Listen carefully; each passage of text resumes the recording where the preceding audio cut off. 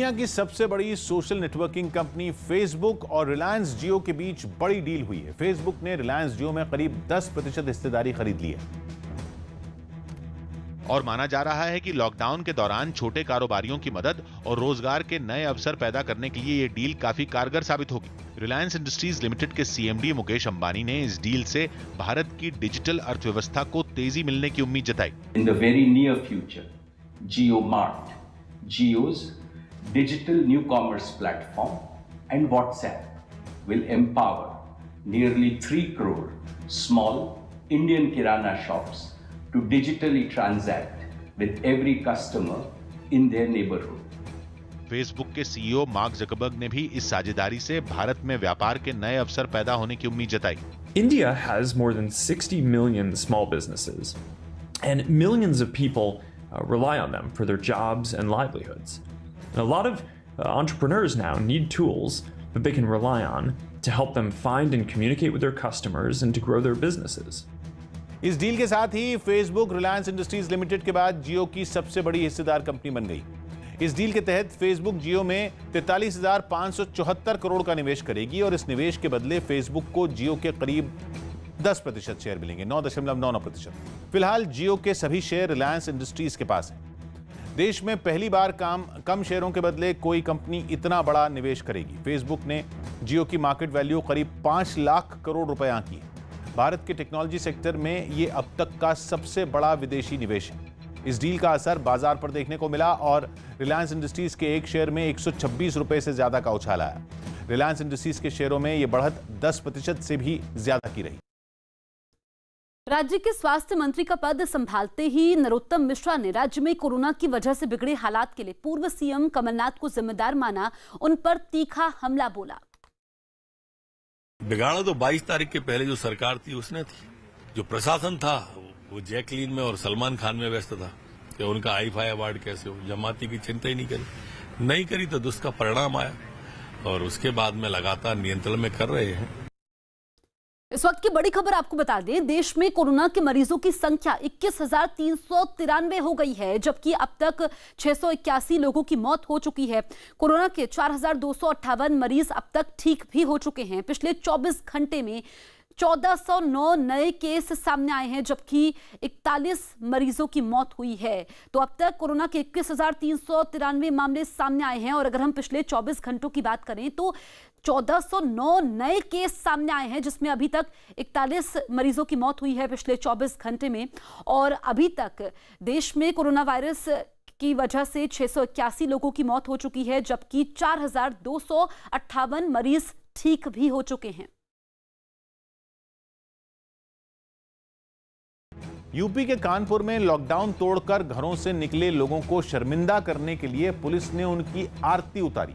Police ने ऐसे लोगों पर कार्रवाई करने के बजाय उन्हें शर्मिंदा कर गलती का एहसास कराया और सभी को सोशल डिस्टेंसिंग को ध्यान में रखते हुए सड़क किनारे एक लाइन से खड़ा कर दिया। पुलिस ने लॉकडाउन तोड़ने वाले इन लोगों की एक-एक कर आरती उतार कर इन्हें शर्मिंदा किया। मुंह को मास्क से ढके 2 पुलिस वाले इस काम में जुटे दिखे, जिनमें एक लोगों की आरती उतारकर उन पर फूल बरसाता नजर आया तो दूसरा प्रसाद के तौर पर आरोपियों को केले बांटता दिखाई दिया। आरती कीजिए लॉकडाउन तोड़ने वालों की, आरती करिए सजन की।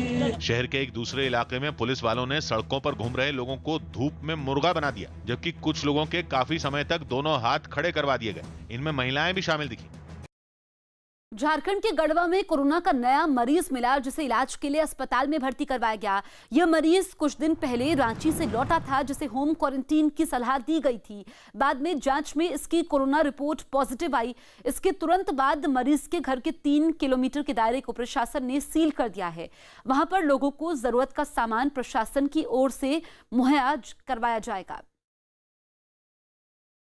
अमेरिका में कुछ नर्सों ने व्हाइट हाउस के बाहर विरोध प्रदर्शन किया। कोरोना वायरस के मरीजों की देखभाल में जुटी नर्सों ने आरोप लगाया कि अस्पतालों में उनके लिए मास्क, दस्ताने और गाउन जैसी जरूरी सुरक्षा उपकरणों की कमी है।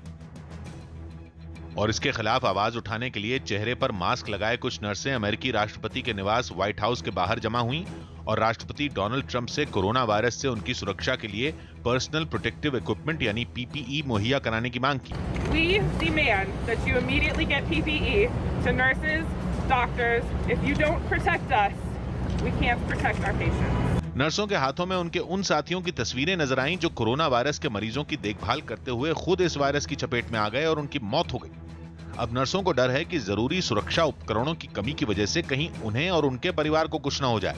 I can't help anyone if I'm dead or sick. कुछ नर्सों ने तो ये आरोप तक लगाया कि एक बार इस्तेमाल करके फेंक दिए जाने वाले कुछ सुरक्षा उपकरणों को उन्हें कई बार इस्तेमाल करना पड़ता है। राजस्थान में लॉकडाउन के बीच मजदूरों को काम देने के लिए मनरेगा में काम की शुरुआत कर दी गई है। उप मुख्यमंत्री सचिन पायलट ने मनरेगा में किए जा रहे काम का जायजा लिया और मजदूरों की सुरक्षा का खास ध्यान रखे जाने के निर्देश दिए। वहीं सचिन पायलट ने मजदूरों को दिए जाने वाले मास्क, सैनिटाइजर, दवाओं जैसी चीजों की जांच भी की।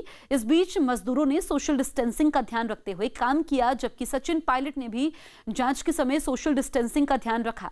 दावा किया गया कि राजस्थान में करीब 6 लाख मजदूरों ने मनरेगा में काम करना शुरू कर दिया है। कोरोना संकट से निपटने के लिए पंजाब सरकार ने खर्च में कटौती का फैसला किया। लॉकडाउन की वजह से राज्य की अर्थव्यवस्था को भारी नुकसान हुआ है, जिसके बाद पंजाब सरकार ने अलग अलग सरकारी विभागों के ईंधन के खर्च में 25% की कटौती करने का ऐलान कर दिया।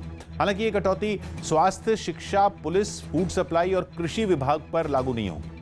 इसके अलावा अलग अलग विभागों को सरकार की तरफ से दी गई गाड़ियों की लिमिट पर भी फिर से विचार किया जाएगा।